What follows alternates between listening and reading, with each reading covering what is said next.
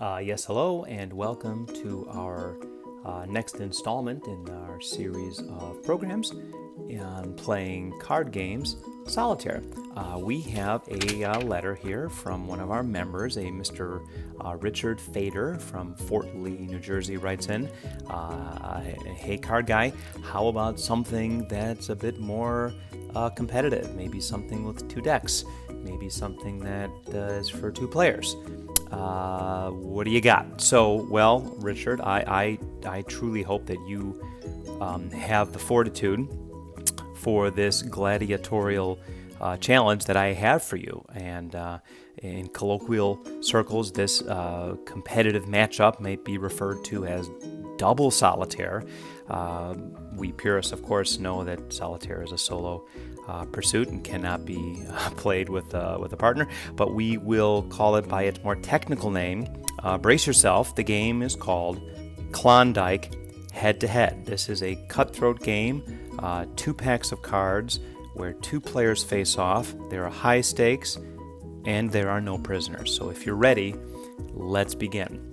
We'll start with a review of our deck. We, of course, start off with a playing pack of cards, that is 52 cards. As you know, 2 colors, red and black, 4 suits within the pack, and 13 ranks per suit. But here's the difference. You need 2 packs, so grab those packs. I recommend a red and a blue, something of different colors. You'll need that. Shuffle them the recommended 7 times, please, in order to achieve your mathematically proven maximum randomness. Now, let's talk a little bit about the layout of our Klondike head-to-head. Now, of course, in standard Klondike, as you know, it is a 28-card tableau made up of 7 piles, 1 on the left, 7 on the right. Top card is flipped up. Your job is to build down on that tableau with alternating colors. A red 10 goes on a black jack, a black 5 goes on a red 6, and so on. Get those cards onto your tableau. And once those aces are revealed, go ahead and move them up to your foundations, as you see here, where the job is different. Now you build up on those foundations in sequence within the suit of that foundation. Ideally, you get all of your cards moved to the foundation. To do that, you need to peel from your card stock 3 at a time and put cards into play. So you know your layout from Klondike, and here it is. But when it's Klondike head-to-head, oh yes, you now have opposing tableaus, and you have 8 shared foundations available to both opponents, and whoever can advance the most cards to the foundation will win this challenge. So let's go ahead and play a game of Klondike head-to-head, shall we? So red opponent here sets up his tableau. Blue does the same. We've, of course, sped it up a little bit to get to the action. So 7 piles.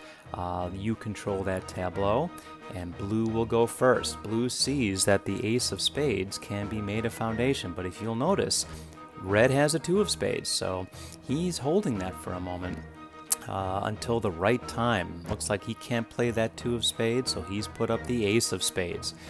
We have an ace of diamonds coming up on both opponents, and play continues on both tableaus. Both players are doing well, and we'll be posting scores as we move along here. You can see that red is building nicely on the tableau. Blue is doing the same, putting opposing colors onto base cards and revealing flipped cards as often as possible. Blue is pulling off cards 3 at a time, so is red, looking for opportunities to build on the tableau, reveal cards that are flipped, and of course find those prized aces to build their foundations. Here's a 2 of diamonds that fits nicely on blue's foundation. I'm sure blue is not happy about that. Here comes a 3 of spades to further build on that spade foundation established by our blue opponent. Blue's turn here, looking for opportunities to build on the tableau. Red is peeling off cards. Once again, the 2 of the hearts, the 3 of hearts. Here comes the 4 of hearts.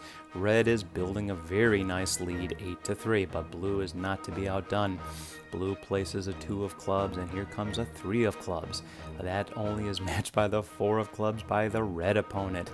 Red has a lead of 4 cards and now has extended it by 2 more to 11-5. So you can see these shared foundations are open to both players. Whoever is the fastest to claim that next spot will win, and whoever can advance the most foundation cards will win this contest. Blue has placed another card into foundation, the 2 of diamonds, and play continues. Blue is looking for an opportunity to continue to build on the tableau, as is red, peeling off 3 cards at a time, hoping for an opportunity to place something on the tableau.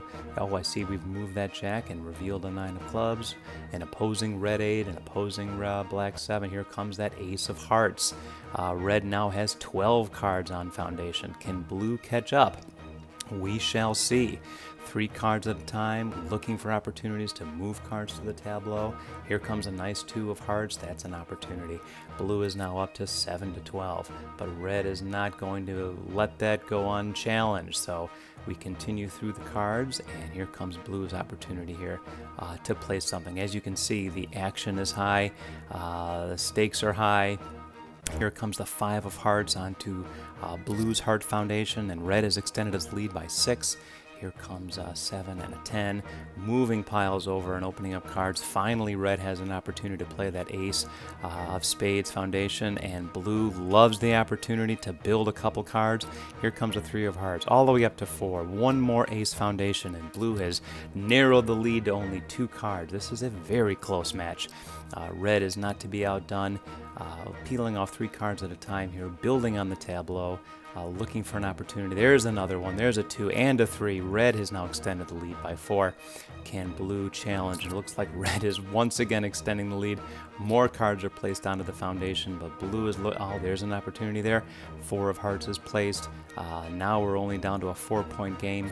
And I think that blue is... oh, we've established a new seat with the king, and we're moving that red 9 and its cards over to the 10 to reveal a 10 of hearts. And here comes the 7 of clubs. Any opportunity to place that? Yes, now we can play the king, and red is, of course, going to follow suit.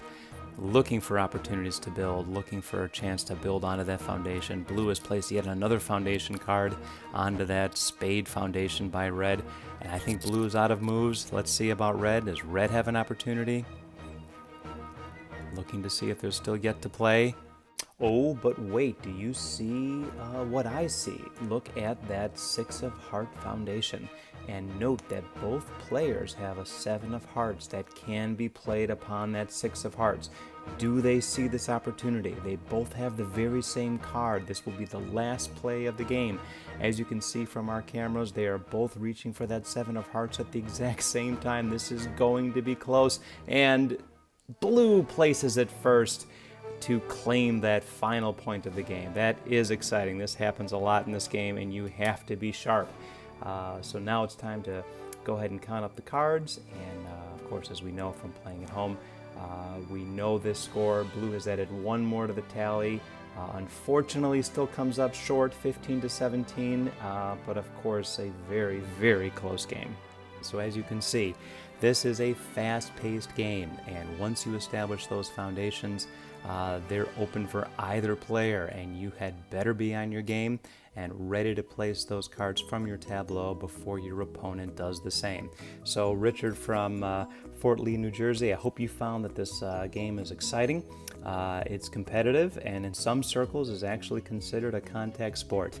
Of course, that's just a little card guy joke. So thank you so much for the suggestion, and hey, for everybody else out there, I certainly hope you enjoyed our lesson as much as I did, and hey, we had a great time here, and be sure to catch us again next time.